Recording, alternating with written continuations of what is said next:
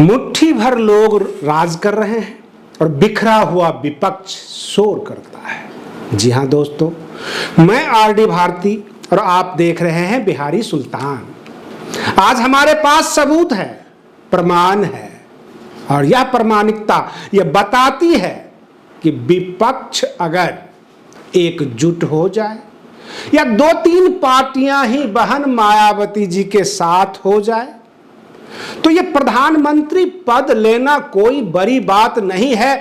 आप विपक्ष में हैं, आप शोर मचा रहे हैं, आप छातियां पीट रहे हैं, आप अपना अधिकार मांग रहे हैं, कोई नहीं देगा अधिकार, क्योंकि आप बिखरे हुए हैं।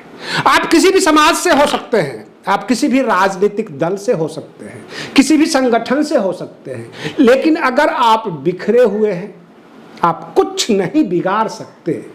भाजपा क्यों सत्ता में है और विपक्ष क्यों कमजोर है, बिखरा हुआ है? दोनों के पास कितने मत हैं, कितने मत मिले, क्या प्रतिशत है, क्या कारण है कि भाजपा सत्ता में है, ये सब मैं इस वीडियो में बताने वाला हूं। अगर आप हमारे चैनल पर नए हैं तो चैनल को सब्सक्राइब कीजिए, वीडियो अच्छा लगे तो उसे लाइक कीजिए, शेयर कीजिए। बड़ी ज्ञान की बात आज हम आपको बताने वाले हैं। 2019 में जब लोकसभा का चुनाव चल रहा था तो यही चैनल हम खुद बोल रहे थे कि सपा और बसपा गठबंधन को 70 सीट मिलेगी और अकेले बसपा को हम 30-32 सीट बता रहे थे, लेकिन कितनी मिली? 10 सीटें। और सपा को जो है 2-3 सीट मिल पाई। कहने का तात्पर्य है कैसे झूठे साबित हुए। आप सोचेंगे कि आपका कहना तो गलत था, लेकिन नहीं, हम भी आंकड़े जुटाते हैं, संभावनाएं देखते हैं, लोगों को देखते हैं, रुझान देखते हैं, उसके बाद बताते हैं कि किसको कितनी सीटें मिलने वाली है। अकेले बसपा को पिछले चुनाव में 2019 में 2 करोड़ 20 लाख मत प्राप्त हुआ, 2 करोड़ 20 लाख मत, और आज भी वो राष्ट्रीय पार्टी है। अगर 7 लाख प्रति सांसद आप भाग दे दें तो 32 सांसद हो जाता है बसपा के पास, लेकिन हुआ कितना? 10 सांसद। तो कहने का मतलब क्या, ये जो वोट इकट्ठा हुआ, जो चुनाव आयोग ने अनाउंस किया, यह बिखरा हुआ वोट है, चारों तरफ का वोट है, एक जगह का वोट नहीं है।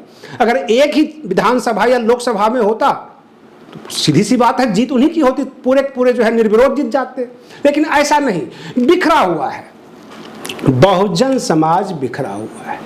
2014 में भाजपा को 31% वोट प्राप्त हुआ था और 2019 में 37% वोट प्राप्त हुआ था पूरे देश। जब हम इन आंकड़ों को देखते हैं तो पता लगता है कि 2014 में भाजपा के खिलाफ 69% लोग थे पूरे देश के, और 2019 में करीब 63% लोग उनके खिलाफ थे, मतदाता खिलाफ थे। फिर भी वो सत्ता में हैं, क्योंकि उन्होंने जहां भी चोट किया, इकट्ठा जगह देखकर चोट किया, क्योंकि उन्हें संसद तक पहुंचना था। और आप क्या करते हैं? पूरा बहुजन समाज की मैं बात कर रहा हूं। आप भी बोलो जय भीम, हम भी बोले जय भीम, आप पूरब जाओ हम पश्चिम जाएं। ये हालात है बहुजन समाज की।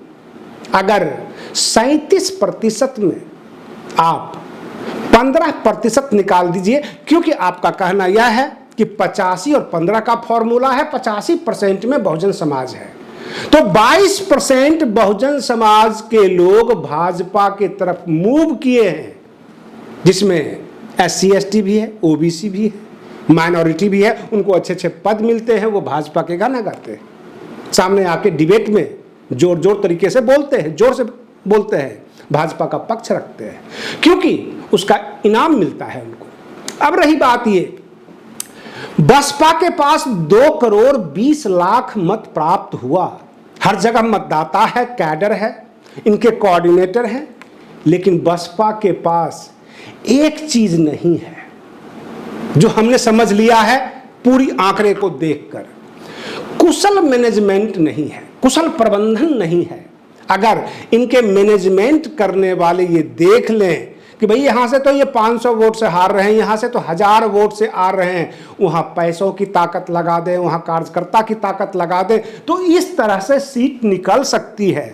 और राजनीति में किस बात का अभिमान, किस बात का ईगो, जहाँ पे लगता है कि भाई यहाँ गठबंधन जरूरी है, अगर किसी मतलब छोटे दल से भी गठबंधन करना पड़े और हम निकाल सकते हैं सीट तो गठबंधन कर लिया जाए। अगर इस तरह से मानवीय तरह से अगर ये नहीं चलेंगे, गठबंधन नहीं करेंगे, तो इनका इस तरह से हारना चलता रहेगा।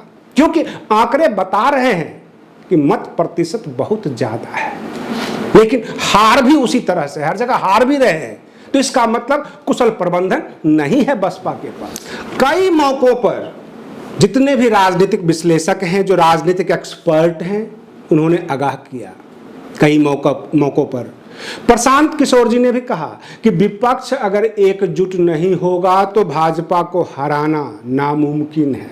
उन्होंने कांग्रेस से भी कहा, उन्होंने राज्य के चुनाव में भी लोगों को बताते हैं, लेकिन उनकी बातों को बड़ी हवाई में लिया गया। जब आंकड़े को देखते हैं तो पता लगता है कि 63% मत भाजपा के खिलाफ है। लोग मत नहीं दे रहे हैं, वोट नहीं दे रहे हैं। उसी तरह 2014 का जब देखा जाता है 69% वोट उनको नहीं मिला था, फिर भी सत्ता में है। तो विपक्ष बिखरा हुआ है, सबकी अपनी अपनी आइडियोलॉजी है, सब अपने अपने दल के राष्ट्रीय अध्यक्ष हैं और सब अपने आप को प्रधानमंत्री के रूप में देखते हैं। और इसी वजह से भाजपा सत्ता में है। और रही बात ये, गुजरात के चुनाव अभी सामने है, सी वोटर हो, चाणक्य हो, अथवा जितने भी एक्सपर्ट हैं जो सर्वे रिपोर्ट देते हैं और ओपिनियन पोल देते हैं, यह ओपिनियन बनी बनाई होती है, एक पक्षीय होती है। किसी को ज़्यादा गिरा देना, किसी को ज़्यादा उठा देना, ताकि आम जनता की भावना से खेला जाए, उन्हें मोटिवेट किया जाए।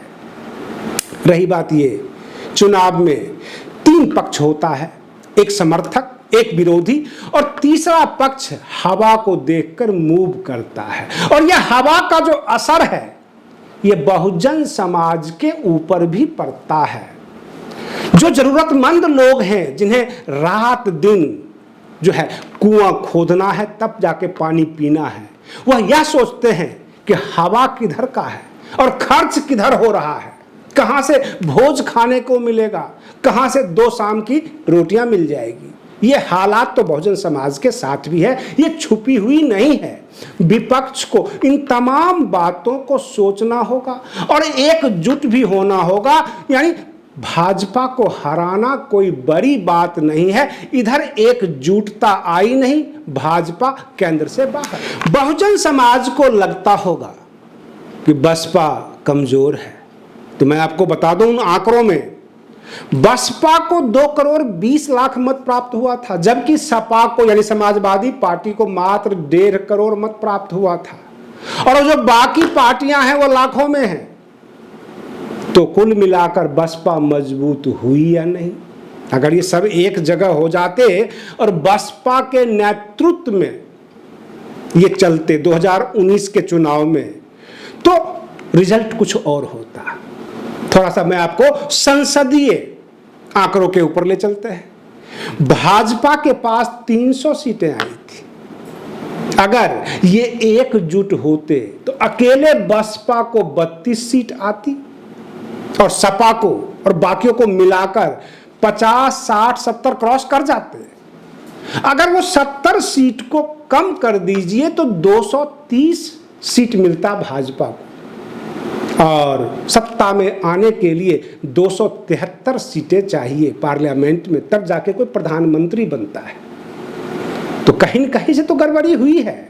ये बिखरे हुए हैं, अलग अलग हैं, एक दूसरे की आलोचना करते हैं, टांग खींचते हैं और भाजपा बाजी मार लेती है। कुछ लोग तो ये भी कहते हैं सब ईवीएम का कमाल है। अगर ईवीएम का कमाल है तो कम से कम 50% तो वोट भाजपा को मिलना चाहिए था। 45% कम कर देते हैं और 42% कर देते हैं। 37% पे जाके अटक गया और 31% जब 2014 में आया था तब वो चुनाव जीत गए थे, सत्ता में आ गए थे। तो 69% जो है विपक्ष में, क्या ईवीएम ने उनको दे दिया? तो हम इसको नहीं मानते। और रही बात ये, बहुत बड़ा ओबीसी का जो हिस्सा है वो भाजपा के तरफ मूव कर गया है। क्या आप कल्पना कर सकते हैं कि पश्चिम बंगाल में भाजपा आ जाएगी? और रही बात ये, बिहार में बगैर गठबंधन का भाजपा को आना क्या आसान है? बड़ी मुश्किल है, असंभव है। पंजाब में तो कोई सीट ही नहीं मिलती और बहुत सारे राज्य हैं जो भाजपा के नहीं हैं।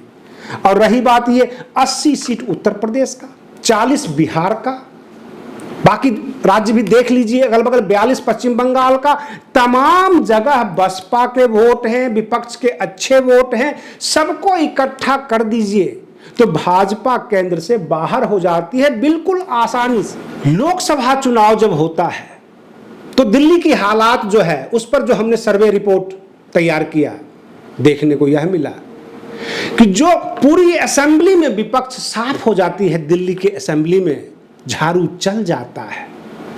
तो कोई एक भी लोकसभा सीट, दिल्ली का जो 7 लोकसभा सीट है, एक भी लोकसभा सीट आम आदमी पार्टी क्यों नहीं निकाल पाती? वह क्या कारण है कि जो 63 सीट जीतने वाली, विपक्ष को नील कर देने वाली आम आदमी पार्टी, वह क्या कारण है कि एक भी लोकसभा सीट नहीं जीत पाती दिल्ली में? तो कारण स्पष्ट हो गया। आम आदमी पार्टी दिल्ली की जनता से सेवा का कमिटमेंट करती है और छोटे छोटे सहूलियत फ्री में देने का वायदा करती है। ये आम आदमी पार्टी का फॉर्मूला है। देश के सभी विपक्ष को एकजुट होना पड़ेगा, पूरे राष्ट्रीय स्तर पर कोई नई स्ट्रेटजी बनानी पड़ेगी, एक योजना बनाना पड़ेगा, कॉमन मिनिमम प्रोग्राम के तहत एक जगह आना पड़ेगा जिससे पूरा देश की जनता लाभान्वित हो। उनको लगे कि अगर सत्ता परिवर्तन होगा तो देश की जनता को लाभ मिलेगा, राहत मिलेगी, तब जाकर विपक्ष सत्ता में आ सकता है।